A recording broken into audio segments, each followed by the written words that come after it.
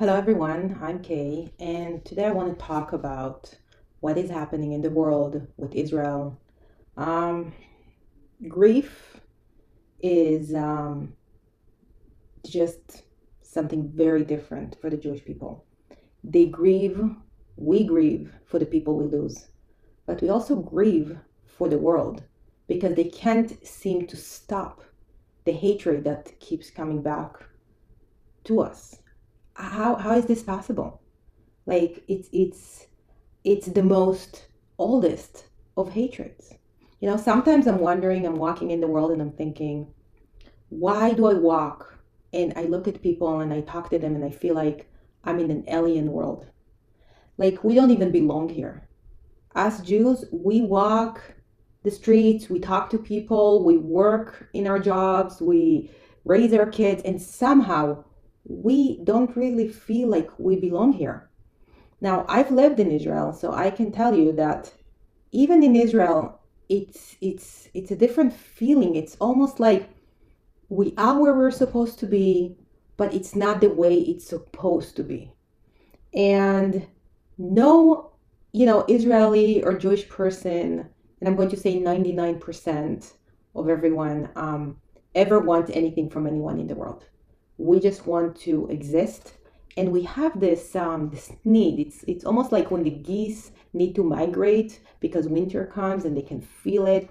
Then with the Jews and the Israelis, we migrate back to Israel all the time, not because there is oil there or diamonds or gold or great, forests or a lot of water. We migrate there because we feel that there is something that is happening in the world that we are waiting for it to happen. We don't even know for sure what's going to happen. We just feel something is happening.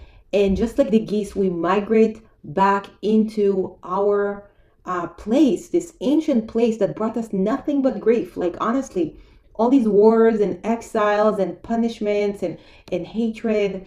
And, it seems like it's been like this for the long time. And I'll give you a quick example before we finish this, trouble that I'm trying to communicate to you. When the priest would take two goats out, they would send one to hell and one they would take care of it. So they would say one goes to heaven, one goes to hell. The word for hell in Hebrew is le'azazel, and inside that word there is always been the word Gaza, which in Hebrew is Aza, le'azazel. So send them to hell, to Gaza. And that word has been there for a long time. And the evil that is lurking there has been there for a long time. And I don't know that the people there are evil, but they live in a very evil place and they stay there. That place is cursed. It's cursed. It's cursed since Bible times. It brought nothing but grief to everybody, and they just keep going there thinking it's a really nice piece of real estate. Even the Jews are happy to give it away because there is nothing good in this place, and we just don't know what's under this holy land. What are we keeping from erupting and swallowing all of existence whole? So I just want to say, I can't really know what's in your heart. People who feel that the Jews or the Israelis, like they know us, but you don't know us and you don't understand us and you have no proof that we are responsible for any of your problems.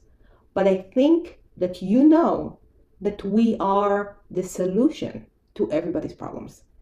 And somehow, without really thinking much about it, you kind of, act the way you do or think the way you do. And that's somehow supposed to bring us to where we're supposed to be so we can bring that salvation to everybody. I would just hope that there are not a lot of people that are going to, do it in an evil way, because we're happy to go back to Israel. And we're happy to bring salvation to the world if that's what we need to do. We call it Tikun Olam, like fixing the world, which we know we're supposed to do. But we don't know how to do it. You understand?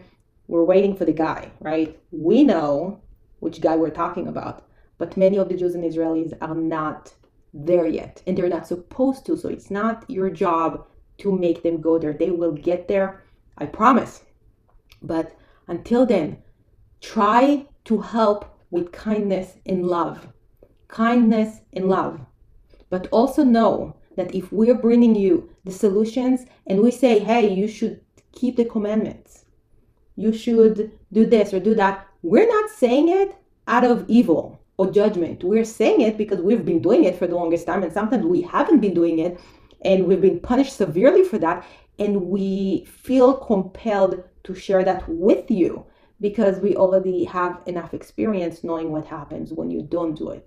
So instead of taking shortcuts or believing people who are just people, and even if they were drug addicts and now they're pastors, or they used to be drunk and now they're pastors, or they used to be incarcerated and now they're pastors, they themselves know that they came from a flawed background and that God has forgiven them, and they have to bring their experience forward to help others, but they are in no way the authority. The only authority on earth is Yeshua. That's it. And for some reason, people have missed the fact that he said, Matthew 15, he came for Israel because we are supposed to execute his plans. But if you stand with us, even today, then God knows. And if you don't stand with us, you just watch TV and you don't actively stand with us, God also knows.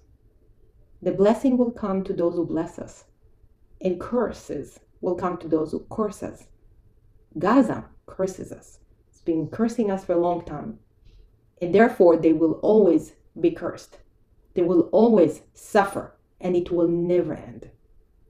Thank you for listening. If you have any comments, feel free to post that online, and I will answer with my next video. Thank you.